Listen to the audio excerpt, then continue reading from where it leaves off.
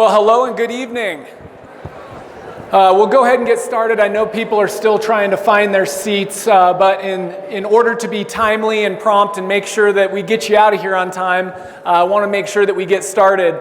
First off, I want to welcome all of you and thank you for taking time out of your evening to come out to the group's annual real estate forecast. We hope tonight is insightful. We hope you learn a few things and walk out of here with more information than you walked in with. By a show of hands, how many people is this your first time attending a group real estate forecast? Awesome. Well, welcome. I want to welcome all of you. Thank you for your commitment and coming out. And by a show of hands, how many people are returning to another forecast? Thank you for coming out again. We hope that you continue to find the information that we provide valuable and timely. So thank you for that. The first thing I want to do is, as always, is start off by talking a little bit about how did we end 2024. And so I want to go through some high-level market performance metrics with you. I know there's a lot of data to share, and so a lot of this is already provided to you in your annual reports. You can go and look at some of the sub-markets. So I'm not going to talk about every single data point in an effort to save you from boredom this evening, but you'll get the point. The first thing I want to talk about is some county profiles. So how did our counties perform in 2024? First off, we'll look at Larimer County. We saw a relatively flat single-family home sales of 4,188. Attached or condo and townhome was down about 0.5. Median price changes for Larimer County.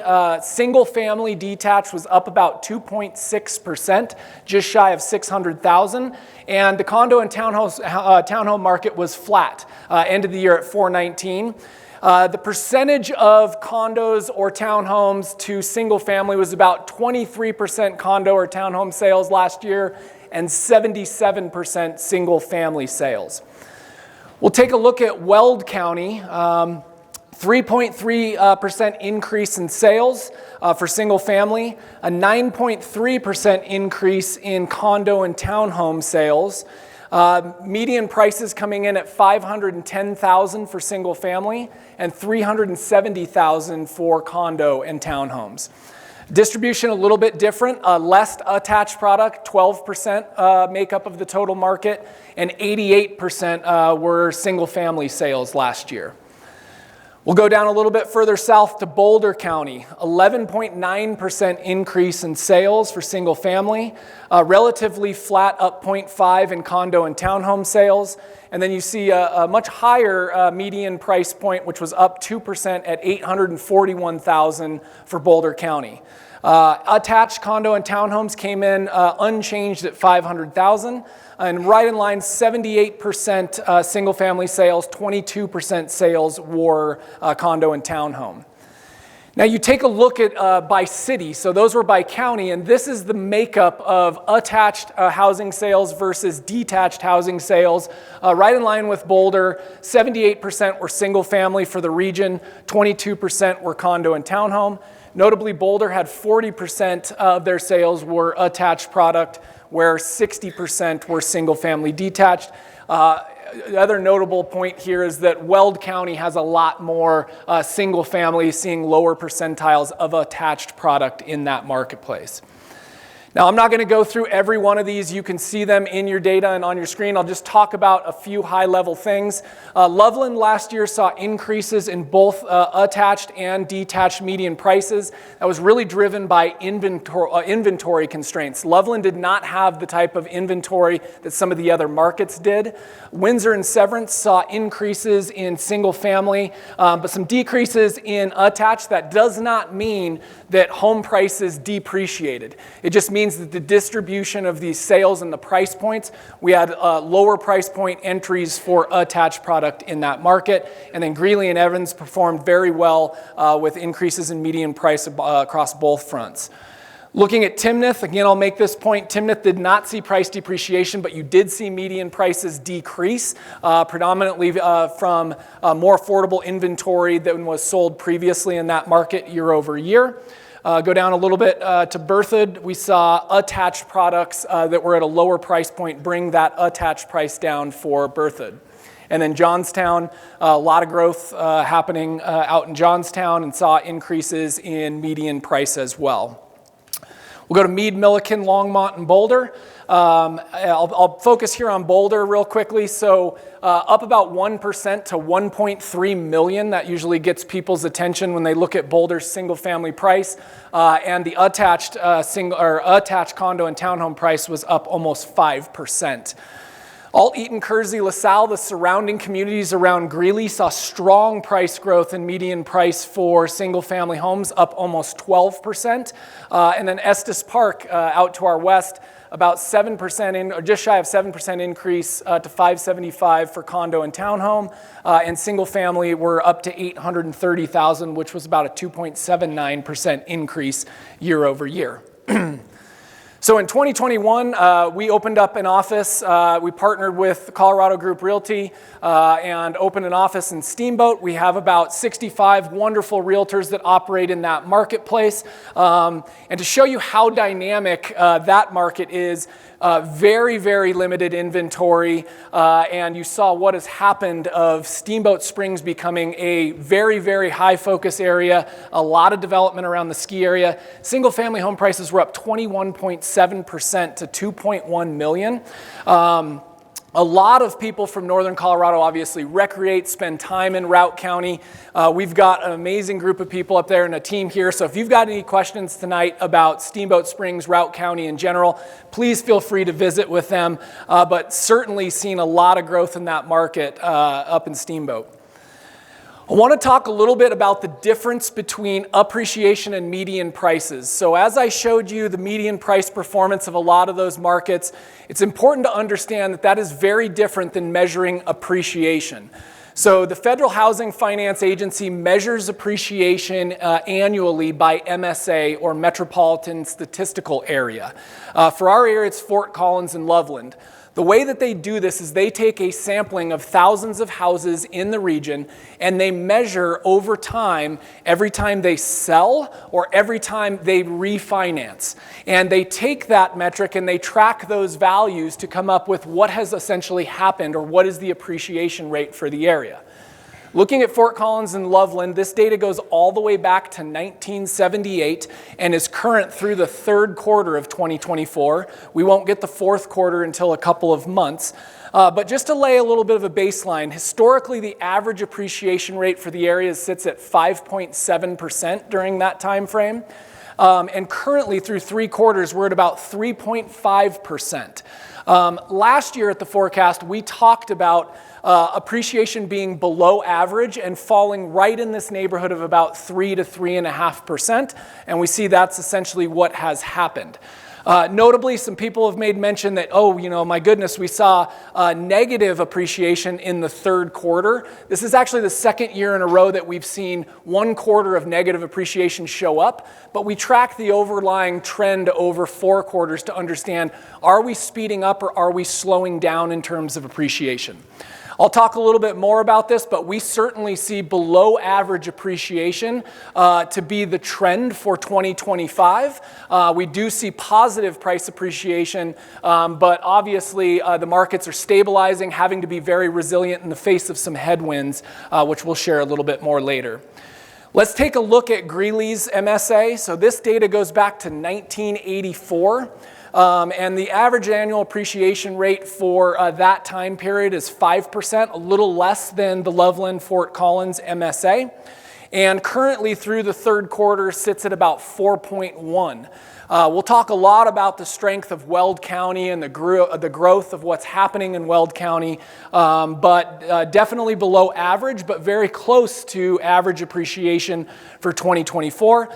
I'll make note also, if you notice, the fourth quarter of 23 saw negative appreciation, but rebounded really well throughout 2024. We expect that to come in at the end of the year somewhere right in range of about 4 to 4.5% when the final numbers come out. What are we predicting for Greeley future? More of the same, pretty stable and relatively identical. So probably the expectation should be about 4% appreciation for the Greeley market. Now I want to talk about annual closed sales by our four predominant housing markets here in northern Colorado. First, I want to talk about Fort Collins. Fort Collins saw an increase of 7.8% of homes sold.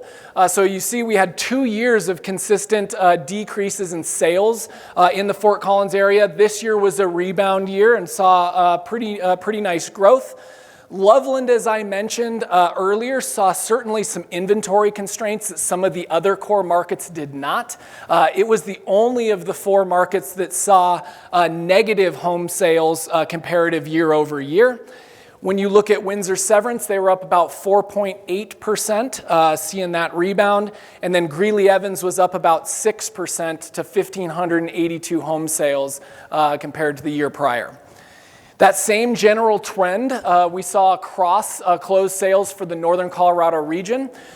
This excludes Longmont, Boulder, and Estes Park, but we again saw about a 3.3% increase in home sales for our region, and that focus on that trend line of we did hit a low in 2023 and saw a little bit of a rebound in 2024. We expect that trend to continue modestly into 2025. We're projecting about a 4% increase in home sales for the region this next year. That also is given with a couple of caveats. There's a lot of things out there that we just don't know that can have impacts on these types of forecasts. Interest rates, which we'll talk about, have certainly been a roller coaster, but there's a lot of policy things like immigration, tariffs, regulatory things with regards to housing and development that we're watching very closely that can have major impacts on what happens to some of these numbers and overall economic health and condition.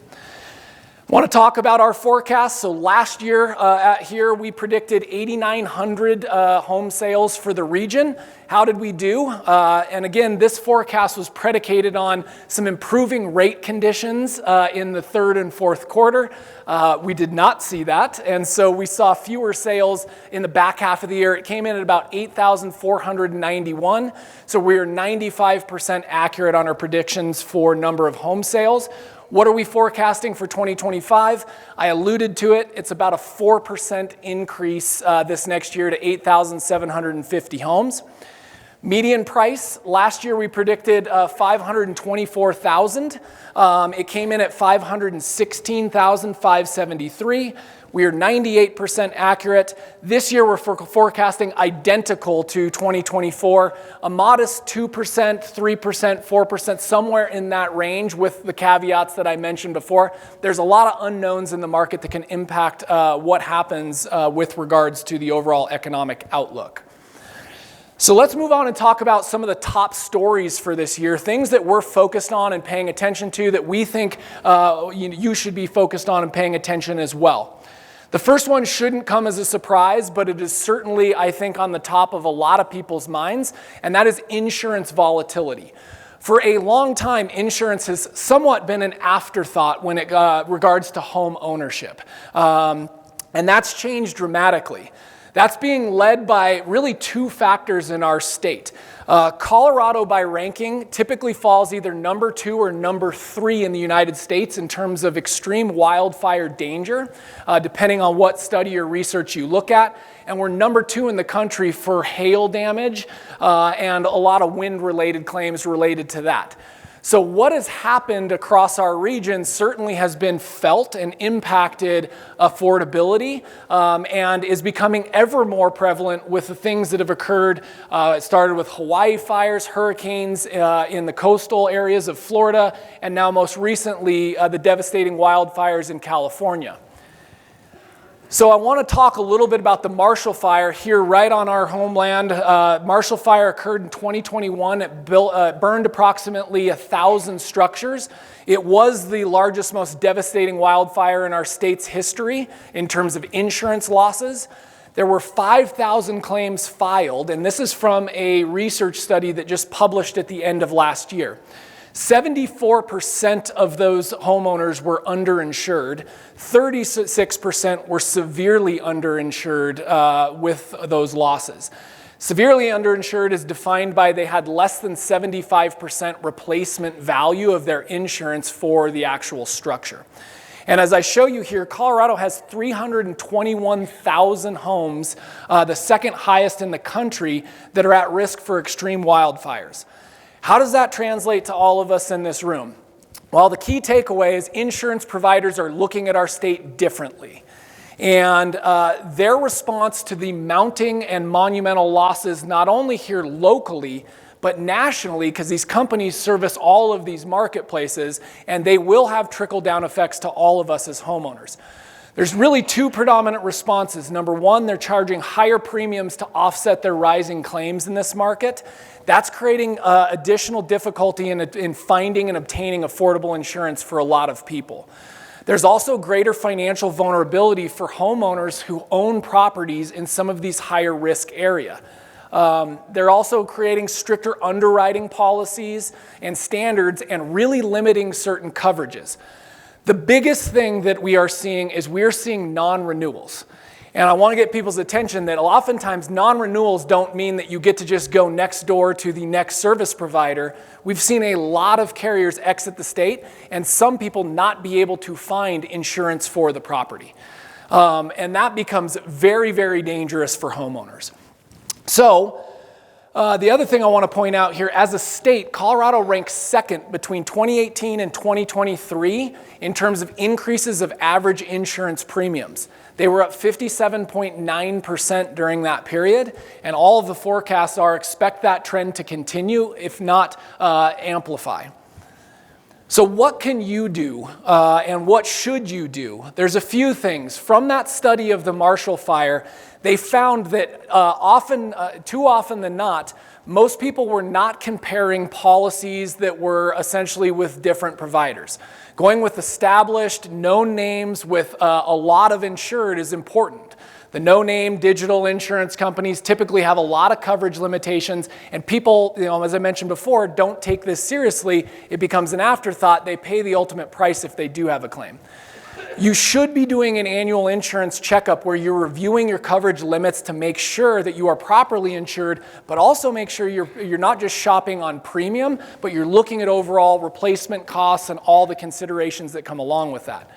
Taking personal property inventory is a critically important part. You can improve the construction materials used on your property. So if you're worried and you're in a high-risk area, looking at mitigating some of those challenges and showing your insurer that you've put in fire mitigation strategies and construction materials.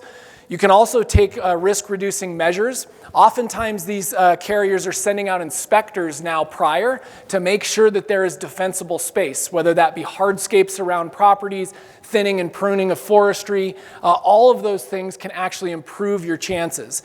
But I do want to make it known that this will continue to impact all of you, and so that afterthought of not paying attention and just letting your policy renew, you really need to bring that to the forefront so you don't run the risk of getting that dreaded non-renewal notice. I also want to make mention, we saw this challenge coming. We formed Collective Insurance Group 2 years ago, and the reason we formed it is because we wanted to make sure that our homeowners understood the challenges and had options. So they can shop a multitude of different carriers.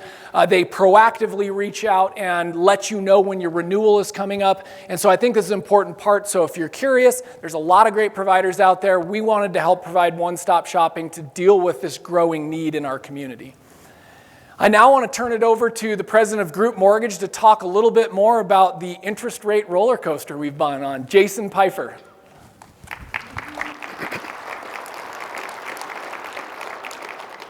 Good evening. Thanks for coming out.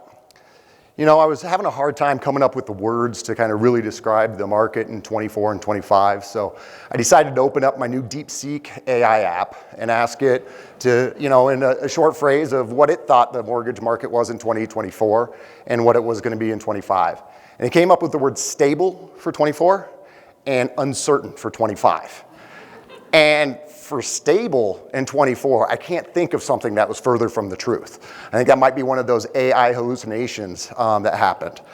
But then I kept my research going, and I came across this graph. And the word stress kind of resonated with me, because the mortgage market's been stressed out.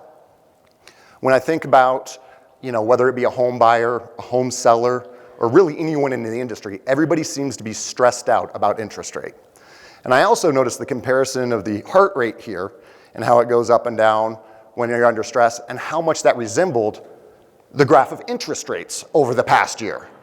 Last year, we saw interest rates go from 6.75, jump up to 7.5, drop all the way down to almost 6%, and then climb back up to 7.25. Quite a bit of volatility creating this stress. And just to put this in perspective, if we look at the period, the 10-year period, from January 2010 all the way through 2020, the high to low was only 1.5%. We saw that almost twice just within the last year. But I have some good news for you. After doing all the analysis and the research for this, we're forecasting the average mortgage rate to be in the 4s in 2025. And before I get into that analysis, I'm just curious because I kind of heard the woos there. How many people out there think that interest rates are going to be in the 4s this next year? How about 5? How about 6 and above? Okay. Well, when I'm talking about interest rates being in the 4, just for clarification to any media people out there, I was talking about the overall mortgages that are outstanding, not the new mortgages. And if we look at 76% of the mortgages out there are under 5%, my math actually makes a little bit of sense. But I didn't just bring this up for a joke. What I wanted to do was illustrate how everybody's thinking in this room. Virtually everybody put their hand to 6 and above. But what we see on a daily basis is people come in and talking, I'm looking to buy a home, but I'm waiting for rates to drop. Or gosh, I really want to move, but I'm waiting for rates to drop.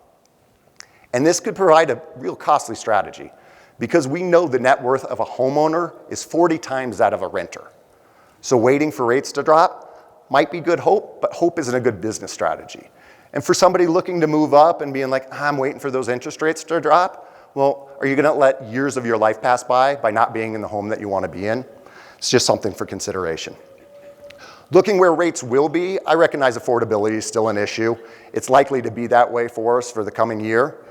Looking at these projections, in the fourth quarter, they were predicting, whether it be Fannie Mae, Mortgage Bankers Association, National Association of Realtors, or Wells Fargo, fourth quarter interest rates might get under 6%. But what I want you to notice is the date on that projections at the end of August there. Because what we've seen since then is all of them are changing their predictions. Now we're looking at best case scenario of the low to mid 6%. And my true forecast for interest rates is more in line with these more recent projections. I think we'll see a little bit of downward projection on these interest rates, but whether it be the inflation data, the employment data, the continual federal deficit, I don't see those things providing roadblocks to rates going material lower. But I am hopeful that rather than being stressed out this year, we'll be able to relax a little bit. Because probably the most surprising thing that we've noticed throughout the last couple of years is how stable the industry has been. If you would have told me interest rates were going to be at 7 or 8% a couple of years ago, I wouldn't have told you the graphs that Brandon just shared were going to have 3.5% and 3% appreciation. So to talk a little bit more about the markets being stable, Brandon's going to come back up. Thank you.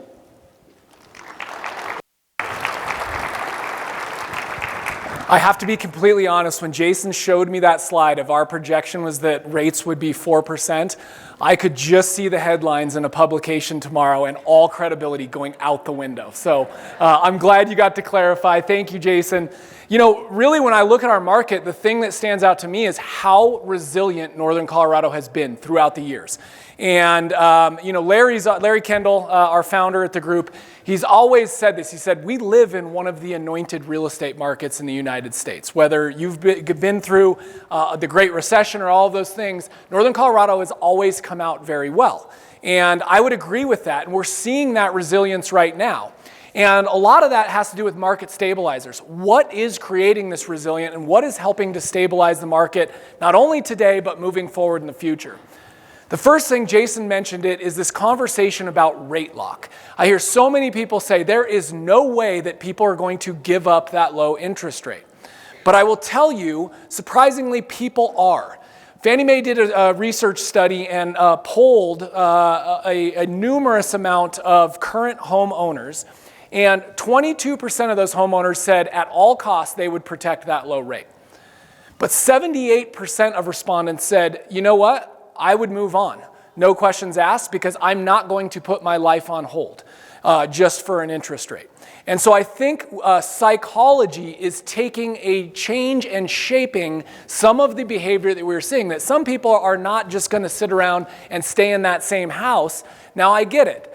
Some people have that opportunity, but life goes on. People have children. People change jobs. There's a lot of movement that happens, and a lot of people aren't so fixated on that rate like they were maybe a year or two ago.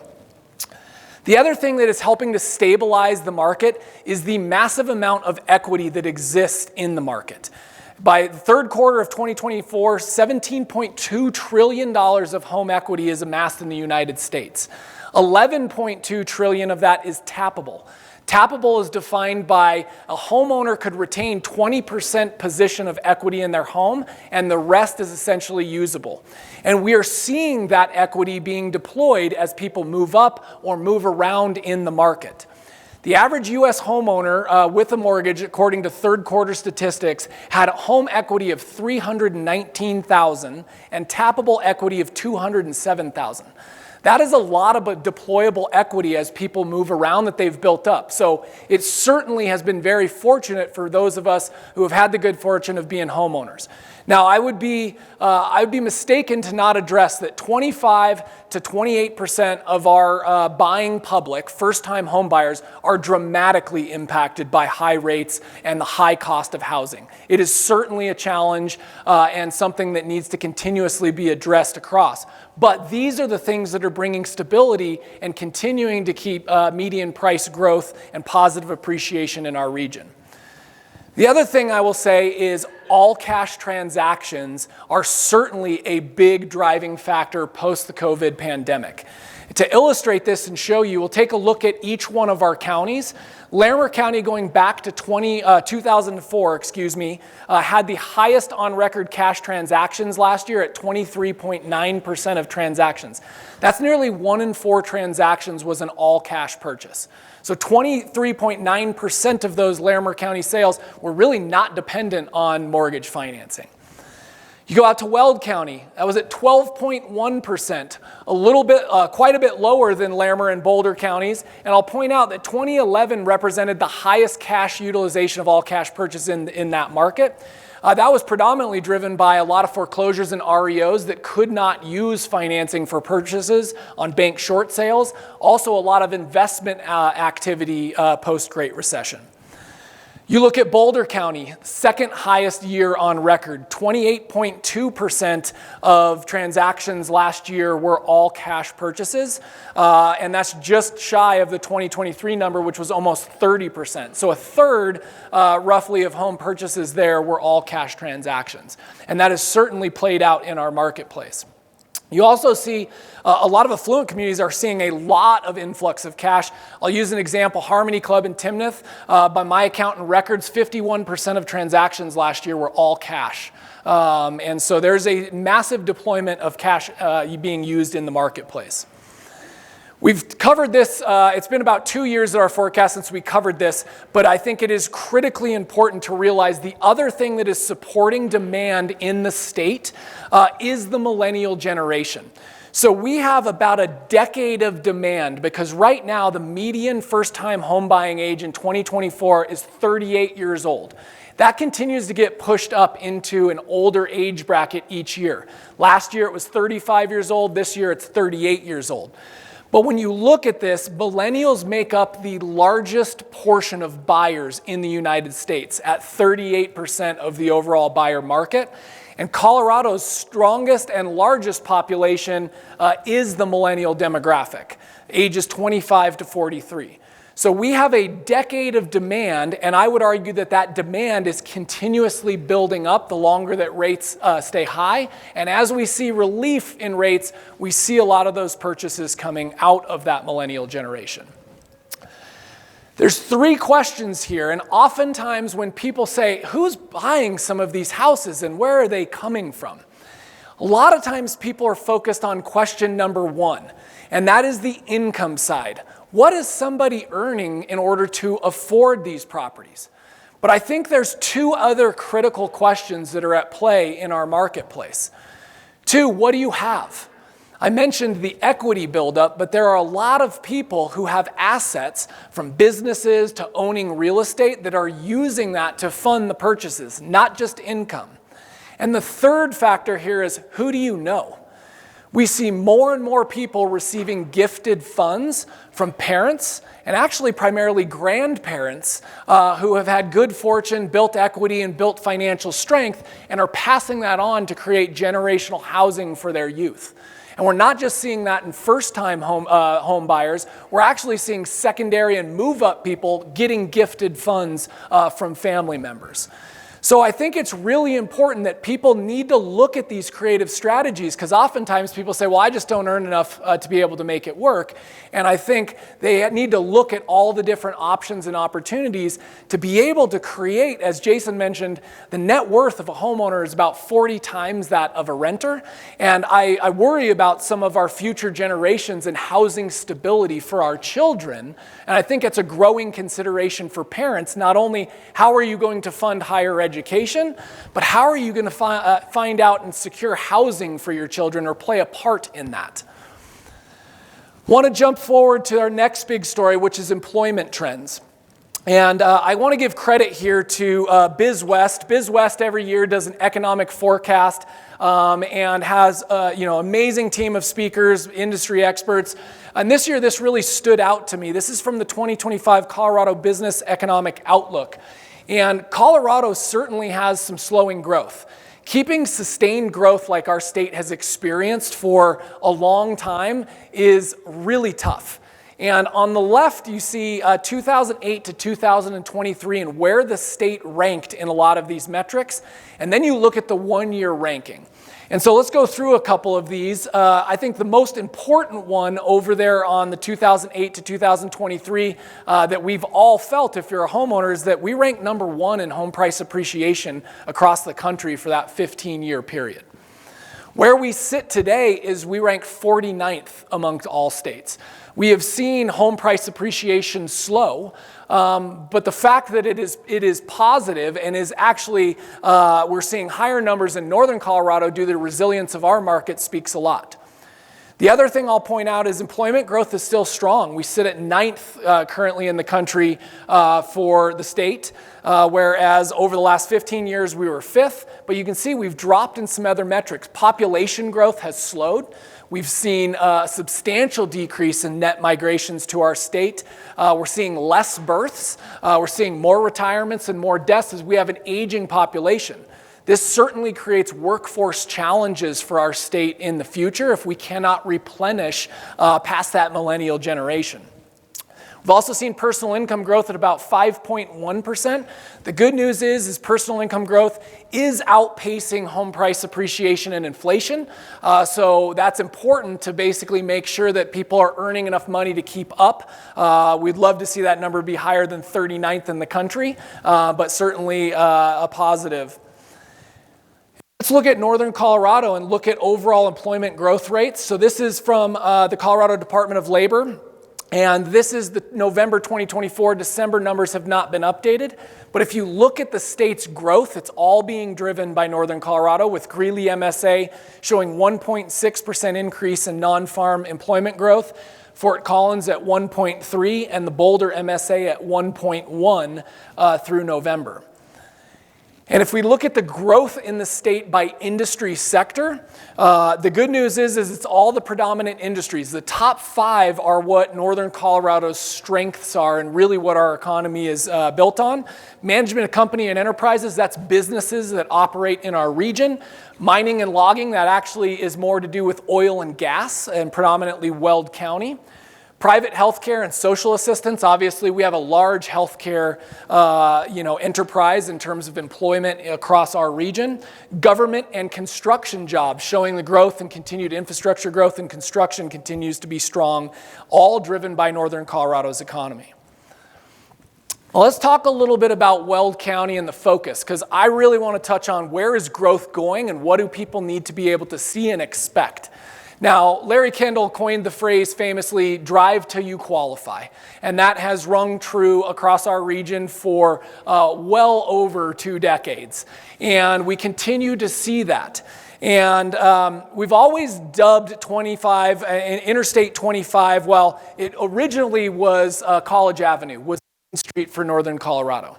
As the region developed, really Interstate 25 is Main Street. And that intersection at Interstate 25 and Highway 34 is really kind of the core center. I got to give credit to Ryan Schaefer at NAI Affinity, the president there. We've had some great conversations, and I really appreciate people that have helped me shape this forecast.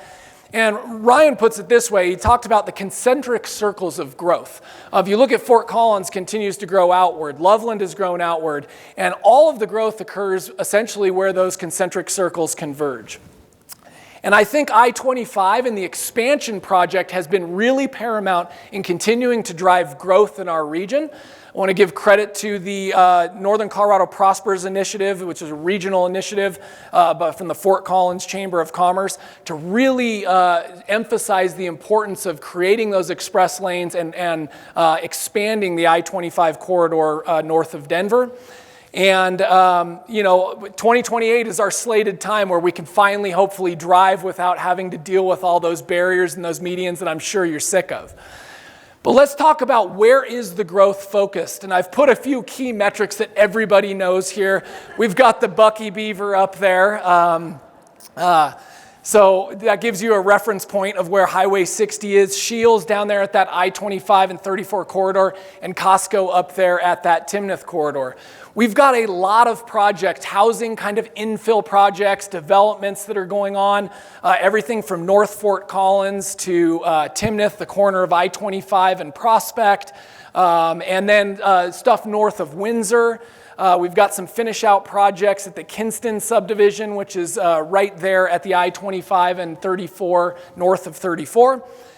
And we talked a lot a few years ago about how much Berthoud would change. And we've seen that with the TPC of Colorado and all of the development, the major last infill that occurred over there on the Front Range. But where are we going? All of that focus of these concentric circles are pushing us out east. The drive till you qualify.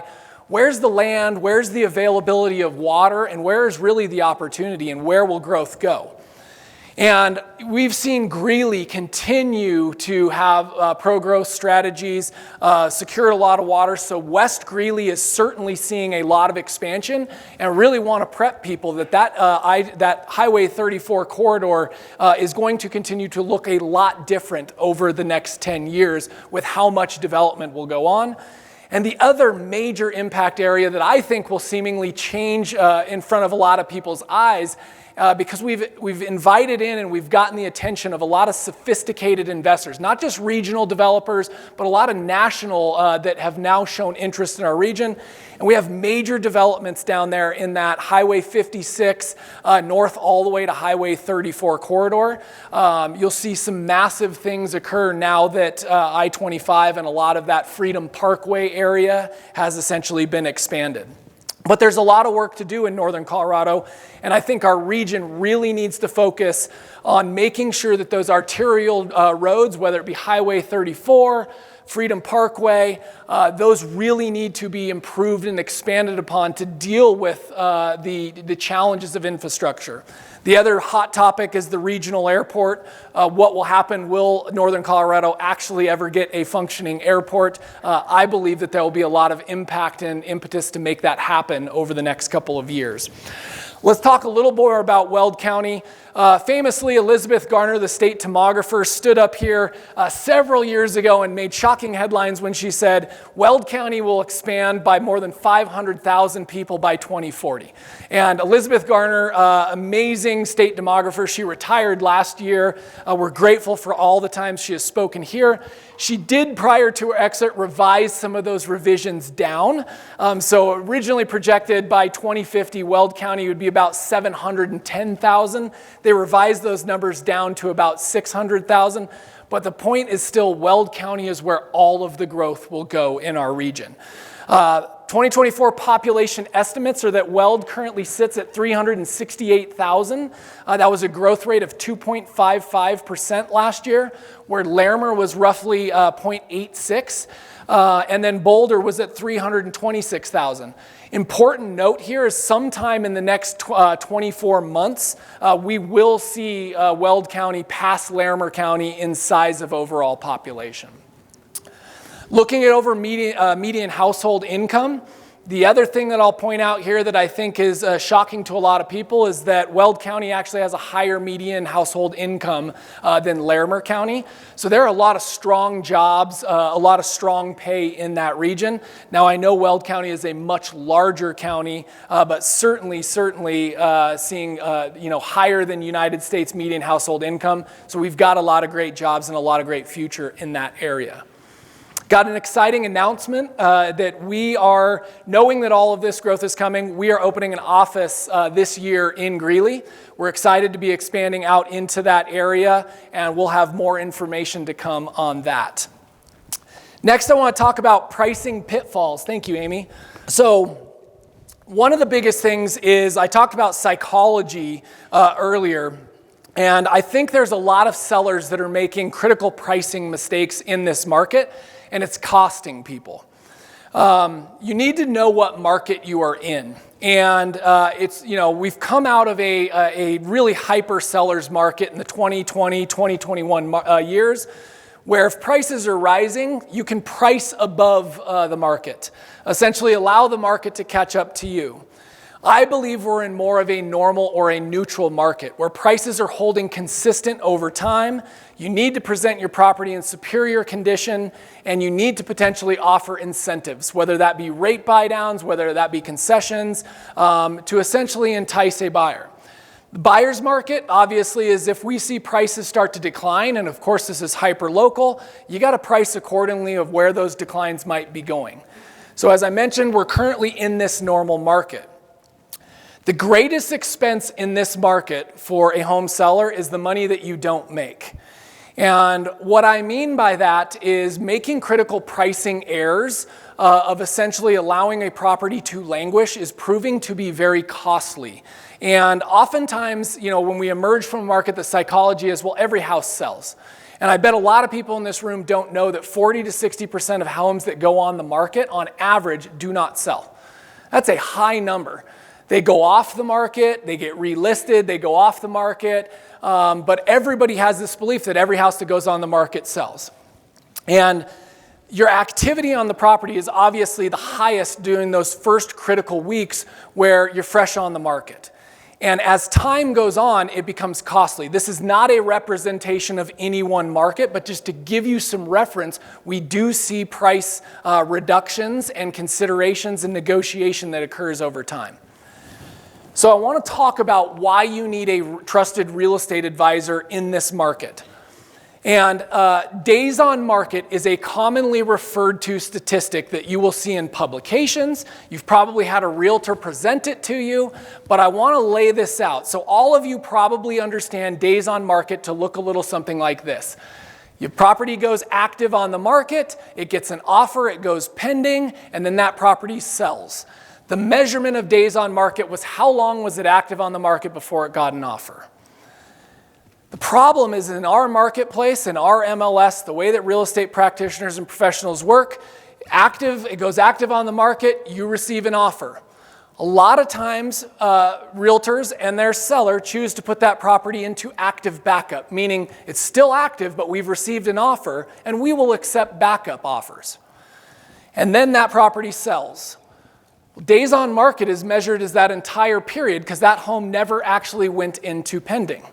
So if you're reading an industry publication that says days on market, that's great because you're probably comparing apples to apples. But if you're using as a tool for a pricing strategy, this could prove costly, and let me show you why. Days to offer is a metric that is more valid and more important in our marketplace. Days to offer will measure the period by time it goes on the market to the time it receives an offer as days to offer. It will also measure, if it goes active to active backup, it will measure just the time it took until that property got an offer. Now let me show you how this plays out in our market.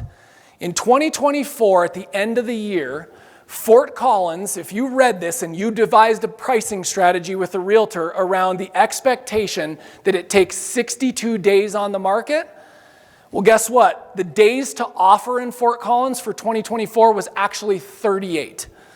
And so if you allowed or didn't make a price reduction for 62 days, you sat somewhere in the neighborhood of about 25 days on the market longer than the market would have expected. That property has languished, and you have just created your greatest expense by leaving money on the table.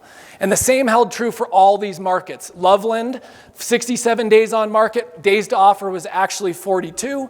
Greeley, 60 days on market, 37 days to offer. Windsor, 81, 55. So a pricing strategy that is built on days on market could leave money on the table. Now, in this room, we've got a lot of great realtors that understand this, but there's a lot of practitioners out there, and there's a lot of deception that can happen by not truly understanding how these metrics work. Now I'm going to move on to the Boulder benchmark. Boulder benchmark every year is an amazing opportunity. People really like this. To give a little context for our first-time participants here or visitors, let me back up here. In the 1950s, 1960s, Wheeler Construction built the same home in 3 markets. And it was a small, about 1,000 square foot, all brick, 1-car garage property. And they built those in Greeley, Fort Collins, and in Boulder. And they have proven as an amazing benchmark for us to see what happens to prices in each market. Same property, just different location. So this year we'll take this, this is the property out in Greeley. It was 2534 14th Avenue. It was 1,976 total square feet, 988 square feet without the basement. It sold on October 10th. It sold for a price of $377,500. It was actually listed at $375,000, so don't be fooled in this market. You can get offers that are over asking. Looking at Fort Collins, same property, same time frame. This is over in College Heights. 600 Brown Avenue, it's 2184 total square feet, 1,092 square feet without the basement. It sold on February 20th for $570,000 at a $261 square foot cost. And Boulder, same property, 735 South 46th Street, listed at $995. It sold for $983, $444 a square foot, and a pretty interesting comparison. Here's basically how it's trended over time and the thing I want you to take away from this. Fort Collins has always trailed Boulder by 10 years. If you go back and you look on this chart, somewhere between 2015 and 2016 is when Boulder's market was priced at about $575,000 or $570,000. Greeley actually trails Fort Collins by a little less than that, about 8 years. And so we've always said if you want to know what is going to happen in the next decade or the next 15 years, just continue to pay attention to this chart. And I know a lot of people balked at this and said, no way, no way. Larry proves it out every time he put this metric up. Where would we be in 10 years? Well, just look at where Boulder was, and that's where Fort Collins followed, and then look where Greeley will follow pretty closely behind. What are we watching in 2025? I know we're getting close to wrapping up, but a few things that I think are important in conversations that we're paying attention to. The first, accessory dwelling units. This is a big conversation because of the state law that was passed. All towns and cities need to be compliant by July 1st to allow for accessory dwelling units. We're very interested to see what the impact is going to be, how much utilization of this will there be given the high cost of construction, but also what type of impact on rental rates does this have, what does this do to overall value of certain properties. So we're paying attention to that. I'll talk a little bit more of how you can follow along in that dialogue with us in a second. Now, you cannot go to a presentation today and not hear the word artificial intelligence. And you're not going to walk out of this one not hearing it either. AI, automation, robotics, computer vision are going to play a huge role in the future around smart home technology. Now, I guarantee somebody in this room, because we stood up here about 2015, 2016, and talked about smart home technology and how it become very uniform. And I'm sure somebody in here got some notification during this presentation that Amazon dropped off a package at your doorbell. Those types of technologies have become essentially uniform. A lot of people have a Nest thermostat. A lot of people have a camera system now. They've become a little bit more commonplace. That's getting ready to change dramatically with AI and the implementations of automated processes. Imagine things like your refrigerator can analyze what things are in the refrigerator and suggest recipes to not waste food. Imagine you have an elderly family member who has a risk of falling and computer vision that can identify when something has happened or occurred in the property and notify you immediately of what happened, that it was a fall. There's a lot of different implications of this, and with the uniform ability to get high-speed broadband through things like Starlink in rural areas, this will become more mainframe, and it will change the way that we operate and integrate with our house. If you want to follow along with any of the storylines we've covered tonight or any of the emerging storylines, we publish a monthly Real Estate Insider every single month. This goes out to about 366,000 recipients annually. We'd love, whoever invited you tonight, we'd love to keep you into the conversation to get a copy of the Real Estate Insider. We also publish monthly market reports where we don't just talk about the pricing information, we talk about employment and all the different metrics that we discussed this evening. And if you want to access any of the materials that I shared with you or Jason shared with you, you can scan that QR code. It'll take you to the page. We have a video recording of this, so if you want to go back and reference something or point back to it, you can go watch that. That'll be up in just a couple of days. And I'll leave that up for a couple more minutes. With that being said, I think the future is bright for Northern Colorado. I think we certainly have some headwinds. I do see positive growth, positive development, and positive overall pricing perspective. And so I want to, on behalf of all of our group partners, on behalf of Group Mortgage, Guaranteed Title Group, the Source Property Management, and Collective Insurance, thank you for coming out tonight. I also want to thank all of our amazing builder partners who have booths set up. If you want to learn a little bit more about their developments, their products, please stop in over there. And I also would want to thank the Embassy Suites for your gracious hosting. We're going to have food and drinks, and you can socialize. And I hope you found this informative, and thank you so much for your time this evening.